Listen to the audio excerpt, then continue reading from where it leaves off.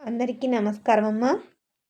ఈరోజు మనం తెలుసుకుంటున్న అంశం ఏంటంటే 8వ తరగతి తెలుగులో 13వ పాఠ్యాంశమైన ఆతిథ్యం అనే పాఠ్యాంశాన్ని గురించి తెలుసుకుందాం. ఆతిథ్యం అంటే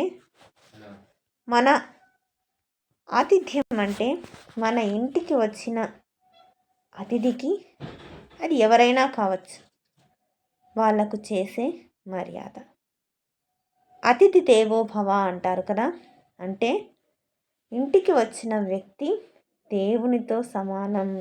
అతిథి అంటే తిథి వారం లేకుండా వచ్చేవారు.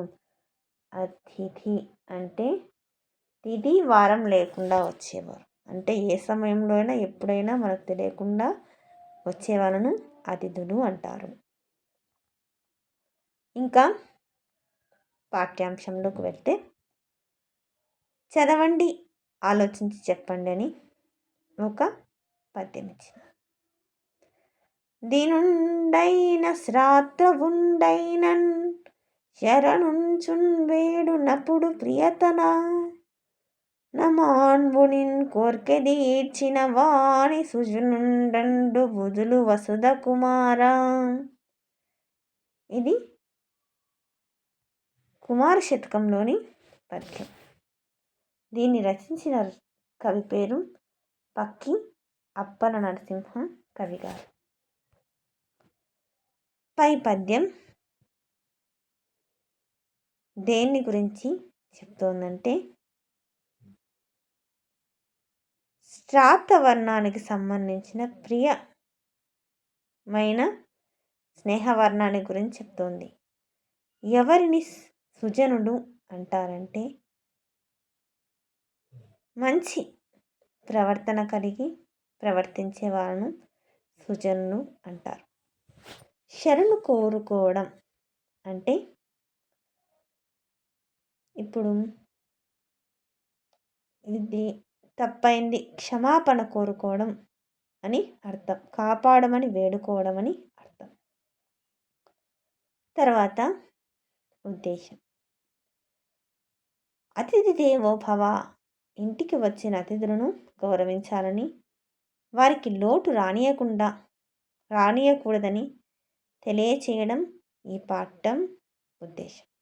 చెప్పినా కదా, ఇంటికి వచ్చిన అతిథులు అంటే తిథి వారం సమయం ఏ టైంలో కానీ ఎప్పుడైనా కానీ మనకు ఉన్నట్టుండి వచ్చే వ్యక్తులను అతిథులు అంటారు. మన ఇంటికి వచ్చిన అతిథులు ఎవరైనా కానీ, ఏ ప్రాణైనా, కులం కానీ, మతం కానీ, భాష కానీ, ప్రాంతం కానీ, వర్ణ విభేదాలు, కులమత భేదాలు లేకోకుండా వాళ్ళను దేవుడే స్వయంగా వస్తే, దేవుడే మన ఇంటికి వస్తే ఏ విధంగా దేవునికి మర్యాద చేస్తావు, ఆ విధంగా ఈ అతిథులను కూడా గౌరవించాలి. అతిథి దేవో భవ, అతిథి దేవునితో సమానము. ఇంటికి వచ్చిన అతిథులు దేవునితో సమానం. అతిథి దేవునితో సమానం. అతిథి దేవునితో సమానం అని అర్థం. అతిథులకు ఎటువంటి లోటు లేకుండా చూసుకోవాలి అని చెప్పడం ఈ పాఠ్యాంశం యొక్క ఉద్దేశం. నేపథ్యం అంటే, ఇది ఏ సందర్భంలో జరుగుతుందంటే, భీష్మ పితామహుడు, కురువంశానికి పితామహుడు భీష్ముడు కురుక్షేత్ర సంగ్రామంలో అర్జునుని బాణాలచే చెప్పుకోబడి అంపశయ్యపై ఉన్న భీష్ముడు ధర్మరాజుకు ధర్మ బోధనలు అంటే మంచి బోధన చేస్తూ, మనల్ని శరణు కోరిన వారిని ఆదుకుంటే, అంటే మనల్ని కాపాడమని వేడుకొని మనకు మీరే దిక్కు అనే శరణు అంటే అర్థం ఏంటంటే, మీరే దిక్కు, మీరే మమ్మల్ని కాపాడండి అట్లా అనే మాటలను శరణు కోరుకోవడం అని అంటాం. అలా ఎవరైనా శరణు కోరుకున్న వాళ్లకు ఆదుకుంటే ఫలితం దక్కుతుంది. అది శత్రువైనా కూడా మనకు ప్రమాదాన్ని అపకారాన్ని కలిగించిన వ్యక్తులైనా కూడా మనకు కాపాడండి అని శరణు కోరితే వాళ్ళను కాపాడితే మనకు చాలా గొప్ప ఫలితం అనేది దక్కుతుంది.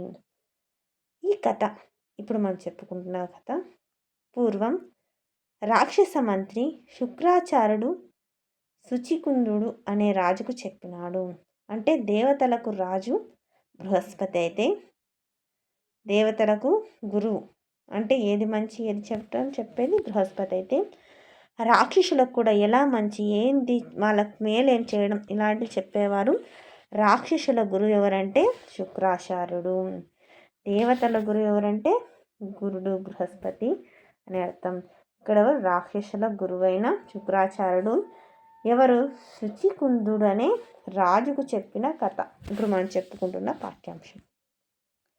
ఈ కథ అతిథి మర్యాద, అంటే అతిథి అని చెప్పుకున్నాం కదా, తిది వారం లేకుండా వచ్చేవాడు, ఏ సమయంలో అయినా ఎప్పుడైనా మనకు తెలియకుండా ఉన్నట్టుండి వచ్చేవాళ్ళను అతిథులు అంటారు.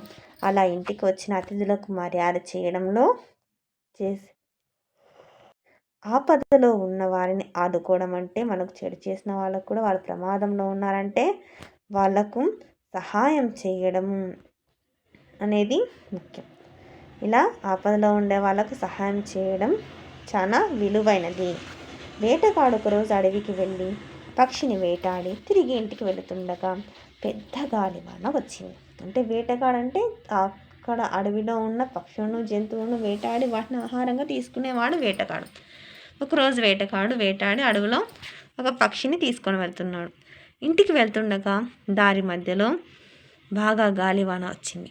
దాని వలన వేటగాడు అడవిలో చిక్కుకున్నాడు.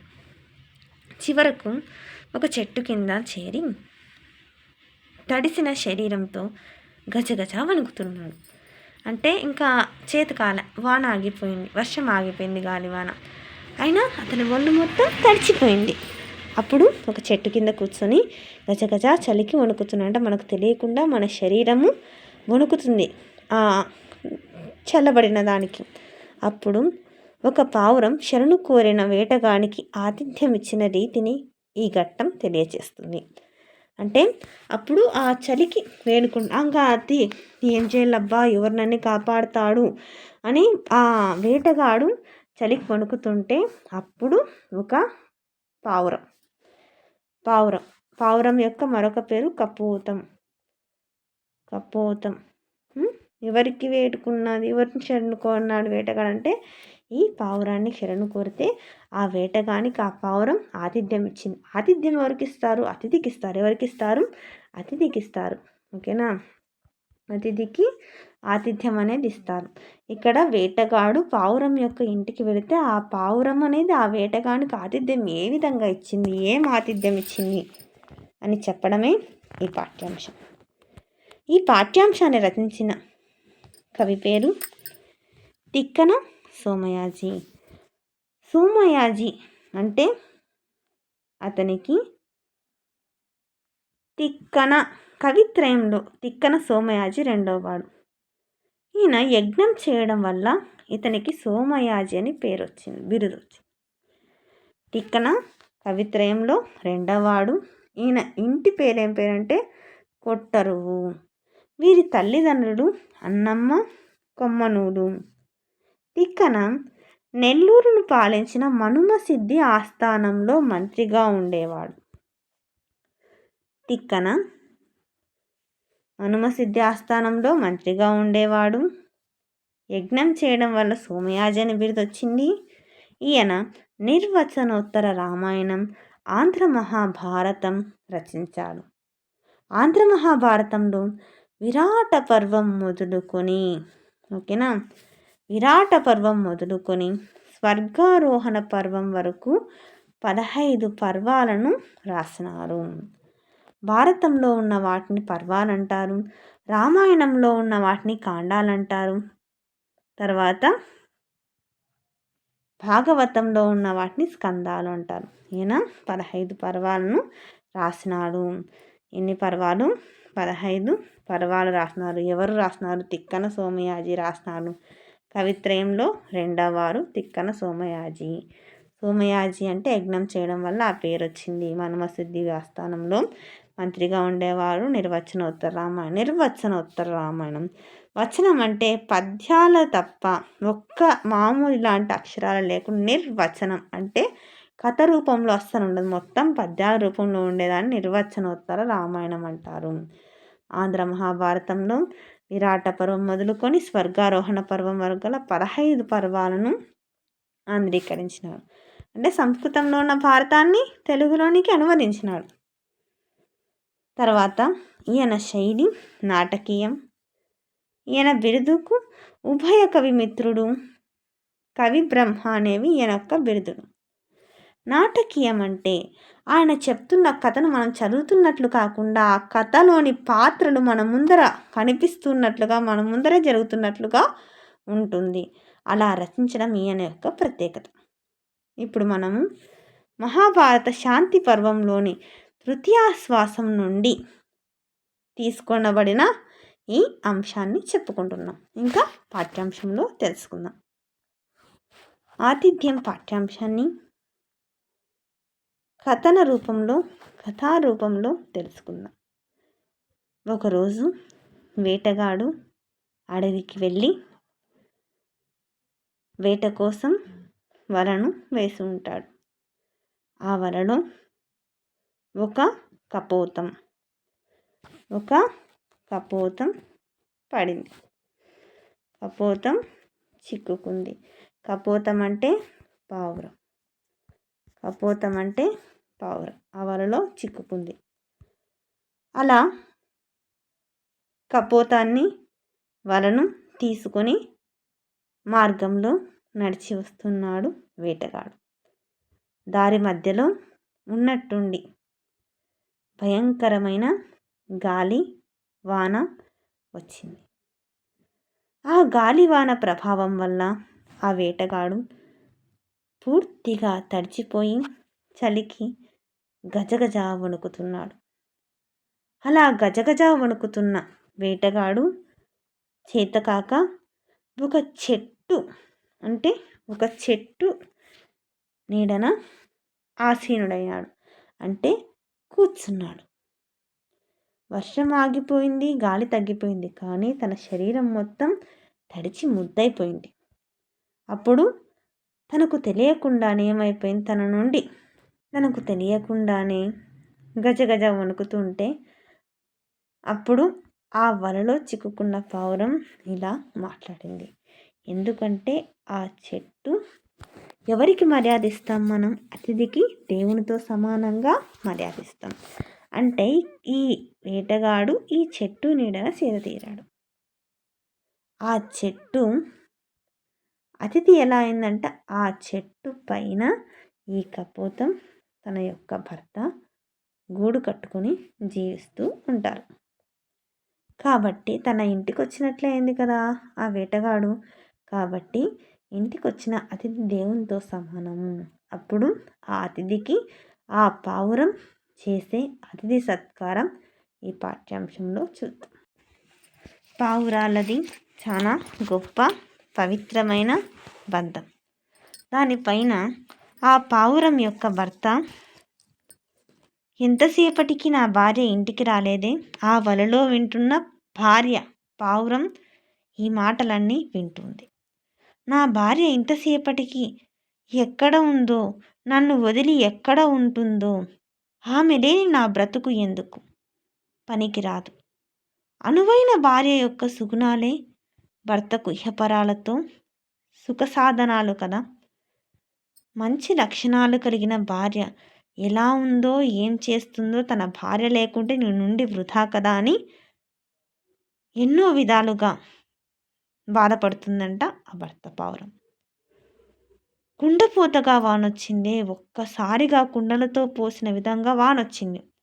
ఆ వానకి ఏమన్నా నా భార్య మరణించిందేమో, చనిపోయిందేమో, నేనేం చేసేది, నేనేం చెయ్యాలా? ఆమె లేకుండా నా ఇల్లు ఎట్లయిపోతుందో. ఎప్పుడే కానీ మనం ఎంతమంది ఉన్నా కూడా ఇంటిలో ఇల్లాలి ఉన్న ప్రత్యేకతే. మనము ఏం చేస్తాము, ఇంట్లో పట్టుకొని పిల్లలం కాబట్టి ఆడుతూ పీకి అన్నీ చేస్తాం.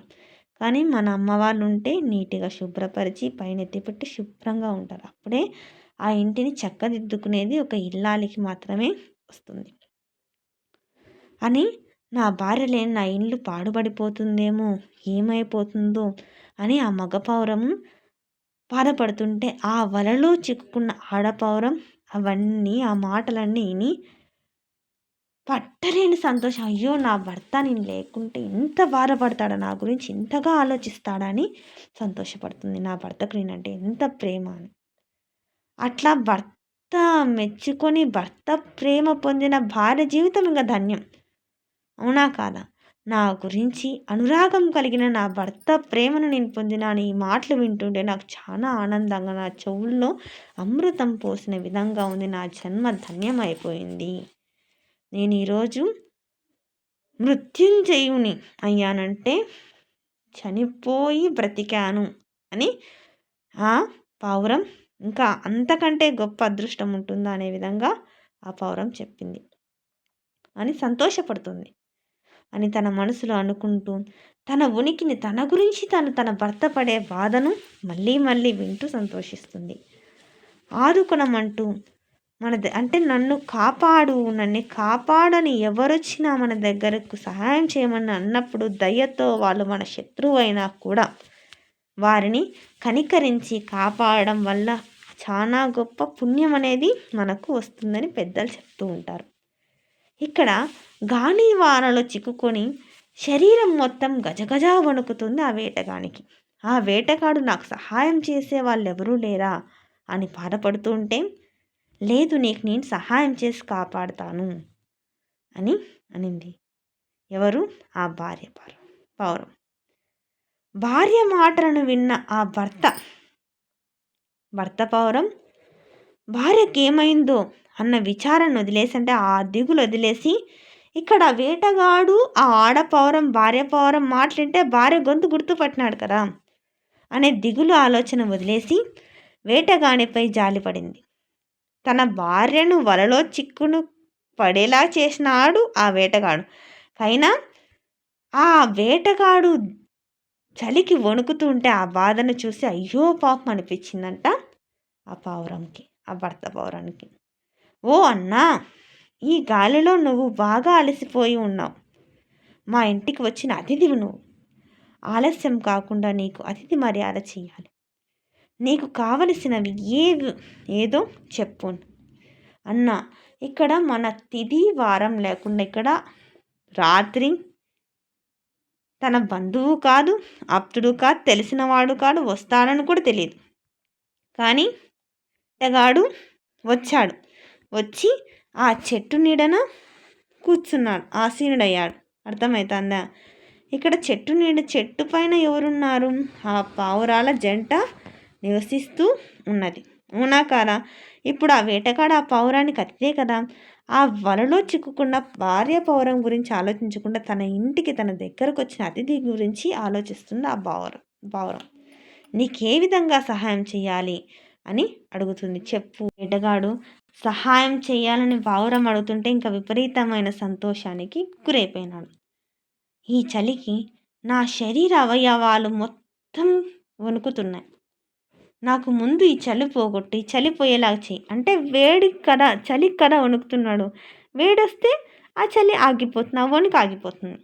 ఆ వేటగాన్ని చూసి ఆ పావురం జాలిపడయ్యో పాపమని దగ్గరలో ఉన్న చిన్న చిన్న పుల్లలను తన ముక్కుతో ఈడ్చుకొని వచ్చి పోగు చేసింది. ఒక చోట పోగు చేసి పక్కనే ఉన్న పళ్ళకు చాలా వేగంగా వెళ్ళి నివురు కప్పిన నిప్పును కలిగిన చిన్న కర్రపులను తీసుకొచ్చింది. పుల్లలన్నీ చేర్చింది. అంటించిన దానికి అగ్గిపెట్టె ఏమన్నా ఉందా? లేదు కదా. పోనీ రాళ్లతో కొట్టి నిప్పు పుట్టించగలదా? లేదు కదా.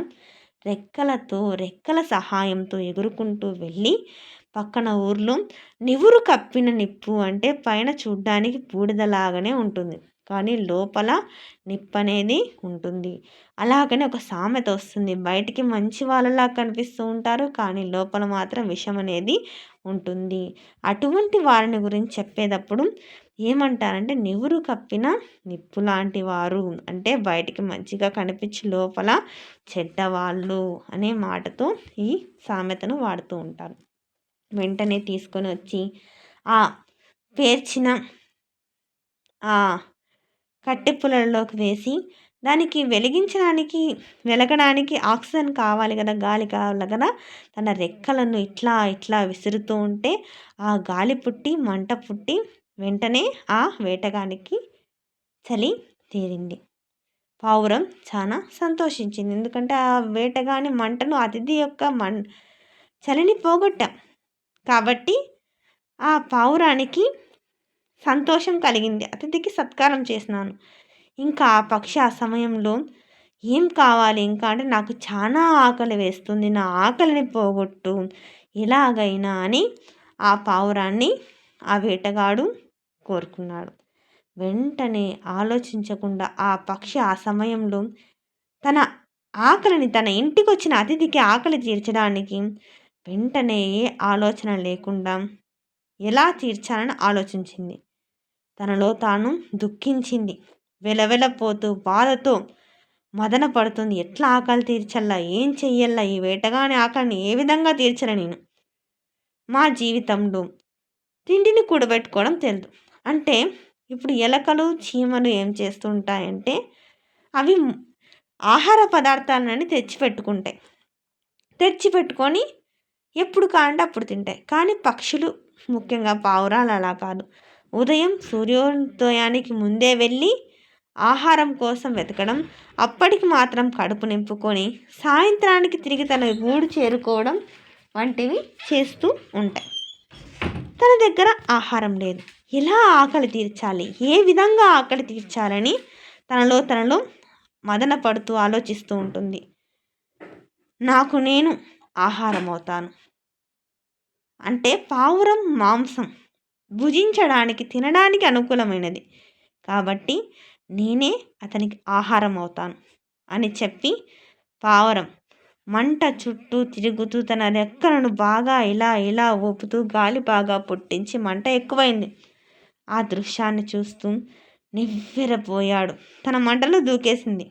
కొంతసేపు కొయ్యబారిపోయినాడు. అంటే ఇది నిజమా? ఒక ప్రాణి ఆకలి తీర్చడానికి, తన అతిథికి యొక్క ఆకలి తీర్చడానికి ఈ విధంగా తన ప్రాణాలను కూడా లెక్క చేయకుండా ఉంటుందా అని ఆశ్చర్యపోయినాడంట. లోకంలో ఇట్లాంటి త్యాగగుణం కూడా ఉంటుందా?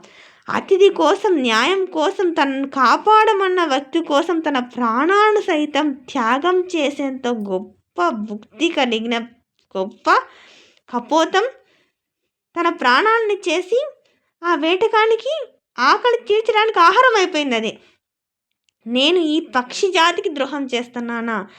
నా కోసం తన ప్రాణాలను కూడా లెక్క చేయకోకుండా ప్రాణాలని చేసిన గొప్ప వ్యక్తిత్వం కలిగినవి ఈ పావురాలు, ఈ పక్షులు.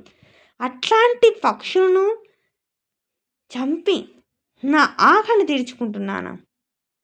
ఇతర ప్రాణాన్ని చంపి దానిలకు హాని కలిగించి హింసించి దానిలో ప్రాణాలను తీసి నేను కడుపు నింపుకునేది అది ధర్మమా? ఈ క్షణం నుంచి, ఇప్పటి నుంచే నేను ఈ వేట వృత్తిని మానేస్తాను. ఈ పక్షులను వేటాడడం మానేస్తాను. ధర్మబుద్ధితో నిజాయితీగా ఏదో ఒక విధంగా పని చేసుకొని, లేకుండా ఏదైనా పంటలు పెంచుకొని, ఆహార పదార్థాలను పెంచుకొని, లేకుంటే ఏదో పండ్లో కాయలో తిని కష్టపడి పని చేసుకుంటూ నా కడుపు నింపుకుంటాను.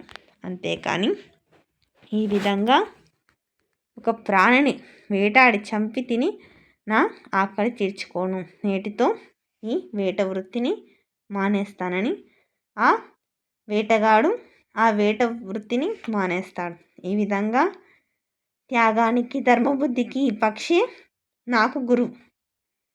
నిజాయితీగా ఉండడానికి, ఒక ప్రాణిని దయాగుణంతో చూడాలనే దానికి ఈ పక్షి నాకు ఉదాహరణ. ఇదే నాకు గురువు అని ఆ వేటగాడు నేటితో ఆ వేట వృత్తిని మానేసినాడు. ఇది ఈ ఆతిథ్యం కథ. దీనికి సంబంధించిన ప్రక్రియ ఇతిహాసం మన ఛానల్లో పూర్తిగా భాషాంశాలకు సంబంధించి అర్థమయ్యే విధంగా వీడియోస్ చేసి ఉన్నానమ్మా. ఇంకా మీరు మన ఛానల్ సబ్స్క్రైబ్ చేసుకొని వాళ్ళు ఎవరైనా ఉంటే దయచేసి సబ్స్క్రైబ్ చేసుకొని లైక్ చేసి షేర్ చేసి మీ ఫ్రెండ్స్కు రిలేటివ్స్ అందరికీ మన ఛానల్ సబ్స్క్రైబ్ చేసుకోమని చెప్పండి. మీరు సబ్స్క్రైబ్ చేసుకుంటే ఆ వీడియోస్ అన్నీ మీకు వస్తాయి నాన్న. మీకు ఎటువంటి వీడియోస్ కావాలనేది నాకు కామెంట్ సెక్షన్లో తెలియపరి నేను మీకు అటువంటి వీడియోస్ను అందచేస్తాను. నా ఛానల్ సబ్స్క్రైబ్ చేసుకొని ప్రత్యక్షంగా పరోక్షంగా సపోర్ట్ చేస్తున్న వాళ్ళందరికీ పేరు పేరున ప్రత్యేకమైన హృదయపూర్వక ధన్యవాదాలు. మీ ప్రేమ, ఆదరాభిమానాలు, ఆప్యాయతానురాగాలు నా మీద, మన ఈ ఛానల్ మీద ఎప్పటికీ ఇలాగనే ఉండాలని మనస్ఫూర్తిగా కోరుకుంటున్నాను. దీనిలో కేవలం మీకు అంశాలను మాత్రమే చేరవేస్తున్నాను. ఇంకా మన ఛానల్ సబ్స్క్రైబ్ చేసుకుంటే వ్యక్తీకరణ, సృజనాత్మకతకు సంబంధించిన నోట్స్ కావచ్చు, భాషాంశాల విశ్లేషణ, వివరణ తెలపడం కావచ్చు, తర్వాత నానార్థాలతో జతపరచడం, పర్యాయ పదాలు, తర్వాత ప్రకృతి వికృతులను జతపరచడం, ఉత్పత్తార్థాలను రాయడం, తర్వాత భాషా క్రీడ,